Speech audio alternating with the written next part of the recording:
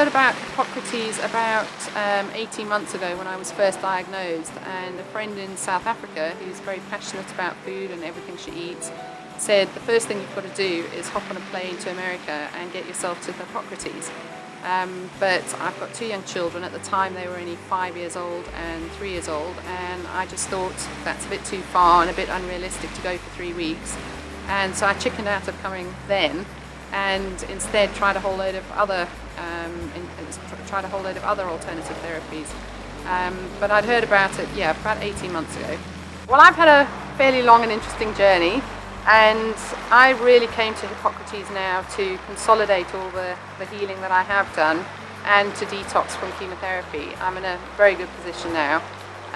But to cut a long story short, about 18 months ago I was diagnosed with, at that time, stage 3 ovarian cancer that had already spread onto my liver.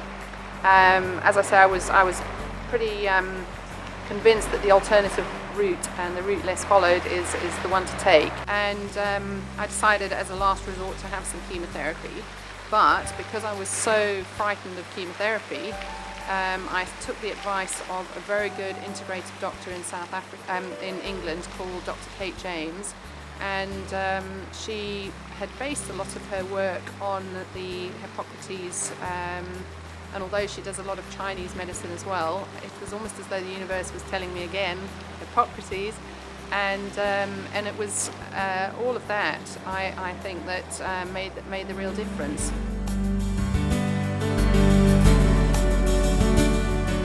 What was supposedly completely incurable, I stand here now 9 months later, cancer-free, which is great. And it also meant that as time went on, whilst I was having chemotherapy, with all the sort of high doses of blue-green algae and everything else, I wasn't having the side effects that are normally common with that type of chemotherapy that I was having.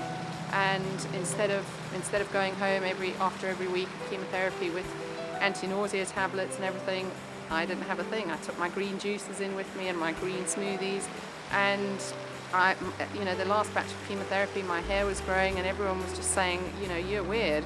I had a hysterectomy as well, and the surgeon's words afterwards and after seeing me were, you're on an exceptional diet, so throw average recovery rates out of the window, because what you're doing is completely the way forward and it's going to save your life. And he's absolutely right.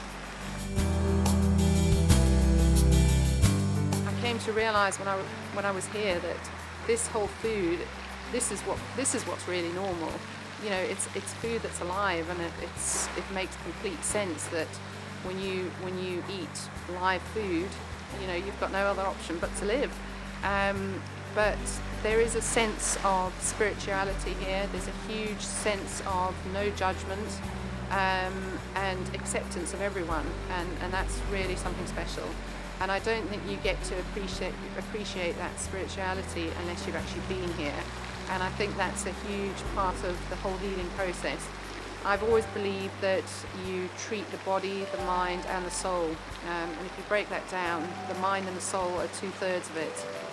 2/3 of the healing. The body's only 1/3 of it. So yeah, we can eat all the sprouts that we like, but if our minds aren't sorted out, then it's not going to make a difference. So I was very fortunate to sort out the mind and did quite a bit of clearing out here. So meeting all the people and being in an environment where lots of other people are suffering from other challenges, it's an incredibly healing environment, and it's totally surpassed my expectations because it's an incredibly professional environment. It's based on a huge amount of research, and I think Brian and Anna Maria Clement are absolutely running this place from their hearts. They're not here to make money out of you, and every penny that I've spent coming here has been the best investment that I could make.